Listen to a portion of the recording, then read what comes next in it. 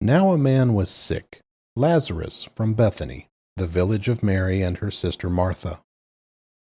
Mary was the one who anointed the Lord with perfume and wiped his feet with her hair. And it was her brother, Lazarus, who was sick. So the sisters sent a message to him, "Lord, the one you love is sick." When Jesus heard it, he said, "This sickness will not end in death, but is for the glory of God, so that the Son of God may be glorified through it." Now Jesus loved Martha, her sister, and Lazarus. So when he heard that he was sick, he stayed 2 more days in the place where he was. Then, after that, he said to the disciples, "Let's go to Judea again." "Rabbi," the disciples told him, "just now the Jews tried to stone you, and you're going there again?"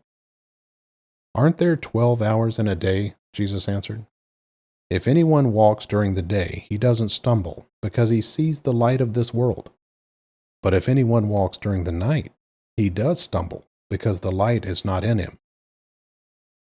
He said this, and then he told them, "Our friend Lazarus has fallen asleep, but I'm on my way to wake him up."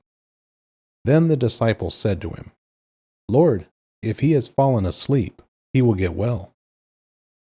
Jesus, however, was speaking about his death, but they thought he was speaking about natural sleep. So Jesus then told them plainly, "Lazarus has died. I'm glad for you that I wasn't there so that you may believe, but let's go to him." Then Thomas, called Twin, said to his fellow disciples, "Let's go too, so that we may die with him." When Jesus arrived, he found that Lazarus had already been in the tomb 4 days. Bethany was near Jerusalem, less than 2 miles away. Many of the Jews had come to Martha and Mary to comfort them about their brother. As soon as Martha heard that Jesus was coming, she went to meet him, but Mary remained seated in the house. Then Martha said to Jesus, "Lord, if you had been here, my brother wouldn't have died. Yet even now I know that whatever you ask from God, God will give you." "Your brother will rise again," Jesus told her. Martha said to him, "I know that he will rise again in the resurrection at the last day." Jesus said to her, "I am the resurrection and the life. The one who believes in me, even if he dies, will live. Everyone who lives and believes in me will never die. Do you believe this?" "Yes, Lord," she told him. "I believe you are the Messiah, the Son of God who comes into the world."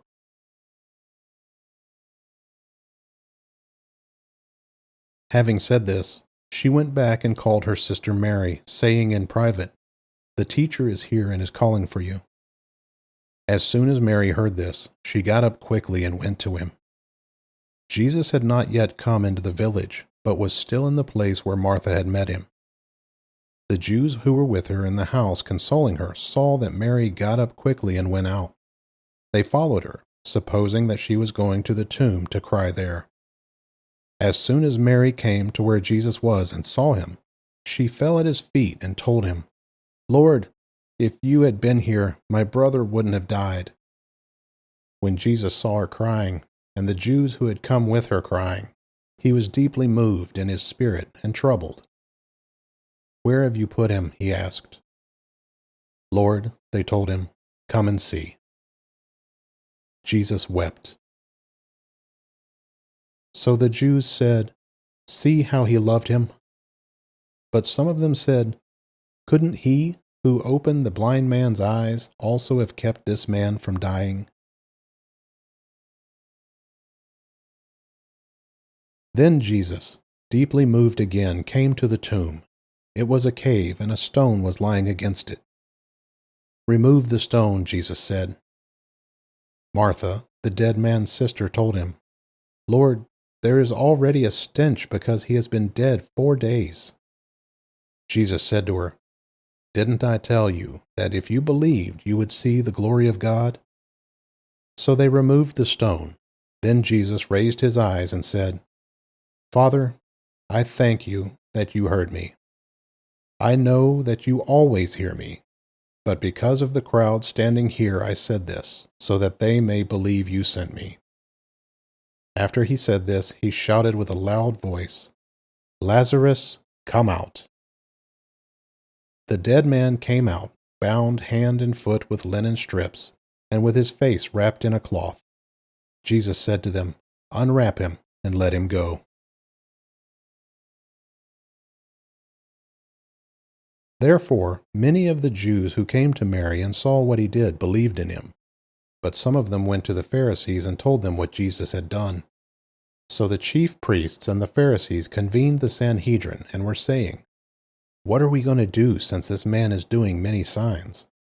If we let him go on like this, everyone will believe in him, and the Romans will come and take away both our place and our nation." One of them, Caiaphas, who was high priest that year, said to them, "You know nothing at all. You're not considering that it is to your advantage that one man should die for the people rather than the whole nation perish." He did not say this on his own. But being high priest that year, he prophesied that Jesus was going to die for the nation, and not for the nation only, but also to unite the scattered children of God. So from that day on, they plotted to kill him. Jesus therefore no longer walked openly among the Jews, but departed from there to the countryside, near the wilderness, to a town called Ephraim, and he stayed there with the disciples. Now the Jewish Passover was near, and many went up to Jerusalem from the country to purify themselves before the Passover. They were looking for Jesus and asking one another as they stood in the temple, "What do you think? He won't come to the festival, will he?" The chief priests and the Pharisees had given orders that if anyone knew where he was, he should report it so they could arrest him.